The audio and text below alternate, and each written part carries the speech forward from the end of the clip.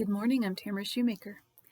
I used to live in Asheville, North Carolina, and not too terribly far away from Asheville, North Carolina, there was a lot of mountain type of sports because we lived in the middle of the Smoky Mountains, right? And so nearby where we lived was a river, and it was called the Nantahala River.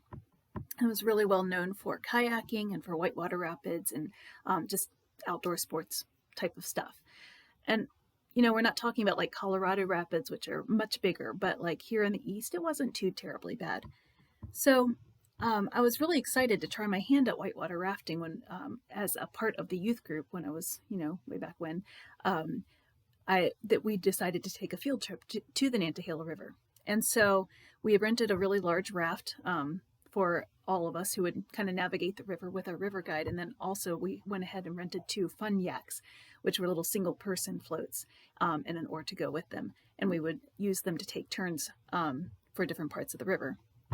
So before we got in the boat, the river guide gave us our safety talk, right? And it sobered me up really fast because he looked seriously across our group and he said, there's been at least 1 death on this river per year, and sometimes more. If you get swept out of the boat, don't put your feet down. And that was his safety talk. We had to remember that. Don't put your feet down. He went on to explain that because of the nature of the riverbed, there were lots of piles of rocks that had over the years just begun to layer and layer and layer. And they had gotten so treacherous and shifted so often that inevitably when someone would try to gain their footing, the crevices would grab the foot and it would hold them under the water while the weight and the current would sweep over the water, over the person who was then stuck underneath the water and they couldn't return to the surface. So, big wake-up call, don't put my feet down. Okay, I got it. So I had my life vest on. I got in the big boat, don't put my feet down, don't put my feet down. It was like a mantra in my head. And I kept on saying it the whole time. So we pushed off and immediately we were in for a wild ride. It was a really fun river if you like whitewater rafting. There are a lot of whitewater places and then a few calmer spots where, you could kind of go for a breather and then you'd take another plunge. So in one of those calm spots, it was my turn for the fun yak. And so I crawled out of the big boat and I got in the fun yak and I was kind of eyeing the narrowing riverbed up ahead where I could see some kind of big dips and some plunges of the water. So I got myself situated, grabbed my oar, I allowed the current to take me. I hit the big rapids and I realized right away that I had seriously underestimated my ability to stay on the float. It was like a rag doll. I went one way, the float went the other, and I don't know where the oar went. It was somewhere along the way. The river kind of chewed me up and swallowed me. I came up sputtering. I was grateful for my life vest, but instinct immediately kicked in and I put my feet down. It was really deep. I could barely feel the rock kind of brush my foot as I was stretching it out, trying to get my footing. I went under, I came back up, I was spluttering and choking, water had gone up my nose, tried to get some more air, and then I was like, okay, footing. And I tried again to get my footing. And this time I could feel 2 boulders underneath my toes, and I tried to grip them with my toes, but the current was really killer. And it mowed me over and I went down again. And in an instant, really belatedly, I remembered, don't put your feet down. And I was appalled. I had completely forgotten the safety rules of this river and my instinctual efforts to try to survive. And I had forgotten the fact that people died each year because they had done exactly what I had just tried to do. So with a twist, I kicked out of the rock crevice that my foot had just contacted and I pushed off of one of the boulders beneath my feet. And by some miracle, my foot came loose because I'm anything but athletic or graceful. And so it just, somehow my feet were free. I pulled them to the surface and then I rode the rapids on my back for the rest of the way until there was a calmer section again, keeping an eye on the fun yak and the oar floating about 10 feet in front of me. So when the water calmed down, I swam towards the fun yak and the oar. I got them, pulled them over towards the shore where I could see some rocks sticking out of the water. And I got hold of that first rock that I came to and I held on until the big raft came and pulled up alongside me. And the river guide helped to pull me back in. I was exhausted. I was like, felt like a rag doll again. It was someone else's turn for the fun yak then, and I gave it over with a lot of relief because my adventure had nearly cost me my life, and I was glad to sit in the relative safety of the boat, the big boat, right?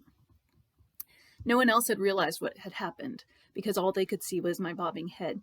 No one else had understood quite how near to drowning I had come because the whitewater had hidden my efforts. And I thought, isn't that the way? We watch other people struggle so much without really truly understanding the struggle beneath the surface, right? That we can't see. Anyway, I'm in James 1:16-27 today. And honestly, there's so much in here that I couldn't quite decide exactly what to focus on. So, of course, I decided to talk about whitewater near-death experiences, right? James writes in chapter 1, verses 17 and 18, "Every good and perfect gift is from above, coming down from the Father of heavenly lights. He does not change like shifting shadows or like whitewater currents. He chose to give us birth through the word of truth, that we might be a kind of first fruits of all that he created." I don't think I was ever so grateful to swim out of the currents and cling to that rock. It was a beautiful, steady, unmoving, life-sustaining, foundational rock. It didn't shift with the water's movements. It was as dependable as if it had been placed there since before the river was even put in place, and it held me safely in the movement of the water until the raft came and picked me up. And it was the one steady, sure, true thing there. Everything else tried to wash me away. There's such a thing as absolute truth, right? I know it's not a popular idea in our culture, right? You do you, I'll do me, it's your truth, I'll live by my truth. Those are popular phrases. James gives us absolute truth. He chose to give us birth through the word of truth. Truth here that he's referring to is the absolute truth of the gospel, the good news, the story of Jesus, his own flesh and blood brother, who died and rose again for the sake of saving mankind from the chains of sin, which is the gospel. That's the absolute truth. The thing is, sin's going to pick up anything that's not anchored to truth, right? It'll chew it up. It'll play havoc with it. It'll toss it around like a rag doll. It'll entice us to put our feet down, right? Right here, there's a crevice with our name on it. It's a great little place to plant our feet. Survival Skills 101, get your feet on the ground, right? Wrong. Not on the Nantahala, and not when sin is a trap waiting to mow us over. So clinging to the rock didn't let me continue on down the stream. Clinging to the rock stopped my movement. But only a blind person would have looked at me gulping in the air as I was desperately trying to hold on to my anchor and said, "She's trapped, she should just let go." That rock was my salvation in that moment. So I've lost track of the number of times I've seen or heard the idea that Christianity is too full of rules, or there's no freedom, or I don't want to be trapped by old ideologies, right? In James 1:22-25, it says, "Do not merely listen to the word and so deceive yourselves. Do what it says.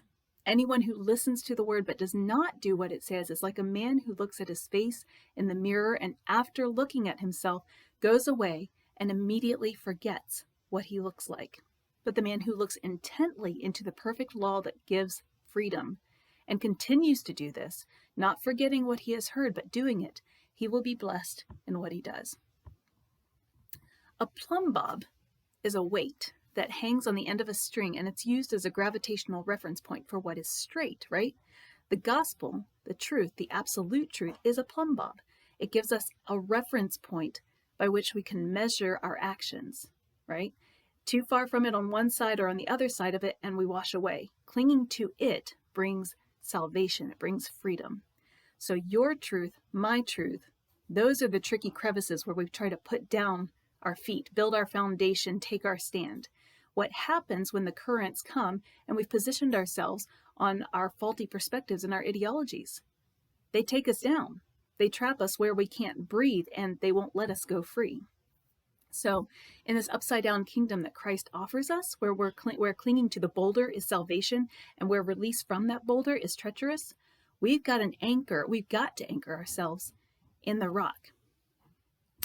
We see this struggle so much right now, right? I'm thinking about my Facebook feed that I woke up to this morning. So much anger and lashing out because I'm right. The problem is every single other person who is right has a contrasting view with a whole slew of other people who are just as sure that they are right.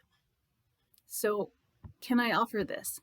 The only one who is right is Christ. He's the absolute truth that we're all looking for. He's the only one who brings freedom. He's the rock. He's our anchor. He's the plumb bob. He's the perfect law that gives freedom, right? He's the one into whom we can peer to gain a reference for what we ourselves look like, the mirror, right? We continue to do this. Y'all, read his word, study it, think about it day, night, as you come home from work, as you're getting ready for supper. Think about what he says in his word so that you can be renewing your mind continually. Romans 12:1, I believe it is. Romans 12:1 says, "Do not conform any longer to the pattern of this world, but be transformed by the renewing of your mind."